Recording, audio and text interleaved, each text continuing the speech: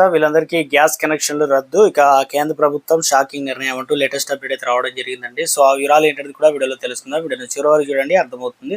ఒకసారి ఛానల్ వస్తే తప్పకుండా సబ్స్క్రైబ్ చేసుకొని చూస్తున్నారు కానీ లైక్ చేయడం మర్చిపోతున్నారు. వెంటనే లైక్ చేయండి. వివరాలకి అయితే వెళ్ళిపోదామండి.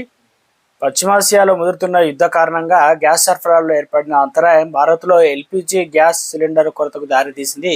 గ్యాస్ సిలిండర్ భారీగా డిమాండ్ పెరగడంతో అక్రమార్కులు దీనిని బ్లాక్ మార్కెట్లో దందాకు అనుకూలంగా మార్చుకుంటున్నారు. ఈ నేపథ్యంలో కేంద్ర ప్రభుత్వం దేశవ్యాప్తంగా ఎల్పిజి, పిఎన్జి గ్యాస్ వినియోగదారులకు కేంద్ర ప్రభుత్వం కీలక ఆదేశాలు జారీ చేసింది. ఇకపై ఒక ఇంటికి ఒకే గ్యాస్ కనెక్షన్ మాత్రమే ఉండాలని స్పష్టం చేసింది. ఒకవేళ రెండో గ్యాస్ కనెక్షన్ ఉంటే వెంటనే తిరిగి ఇవ్వాలని వినియోగదారులకు సూచించింది.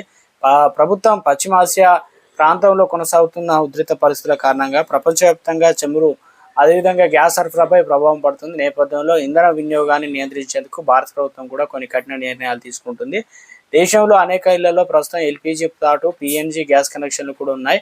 వినియోగదారులకు ఇది సౌకర్యంగా ఉన్నప్పటికీ సబ్సిడీ విషయంలో దుర్వినియోగం జరుగుతున్నట్లు కేంద్ర ప్రభుత్వం గుర్తించింది.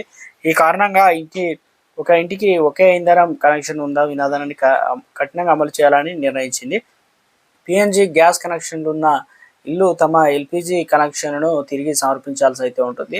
ఇకపైన సబ్సిడీ కూడా ఒకే కనెక్షన్ మాత్రమే వర్తిస్తుంది. పిఎన్జి కనెక్షన్కు ఉన్న వినియోగదారులకు ఎల్పిజి సబ్సిడీ వర్తించదు. ఎల్పిజి కనెక్షన్ సమర్పించిన తర్వాత కూడా పిఎన్జి ద్వారా సరఫరా కొనసాగుతుందని అధికారులు తెలుపుతున్నారు. ఈ నిర్ణయం వల్ల ఇంధన వినియోగంలో పారదర్శకత పెరుగుతుందని, అక్రమ గ్యాస్ కనెక్షన్లు కూడా తగ్గే అవకాశం ఉందని కేంద్రం భావిస్తుంది. అయితే ఈ నిర్ణయంపై వినియోగదారుల నుంచి కొన్ని భిన్నాభిప్రాయాలు వ్యక్తమవుతున్నాయి. కొందరు పిఎన్జి కనెక్షన్ ఉన్న వారికి ఎల్పిజి అవసరం లేదని చెప్తుండగా, మరికొందరు అత్యవసర పరిస్థితుల్లో ఎల్పిజి లేకపోతే ఇబ్బందులు ఎదురవుతాయని చెప్పేసి ఆందోళన వ్యక్తం చేస్తున్నారు అన్నమాట.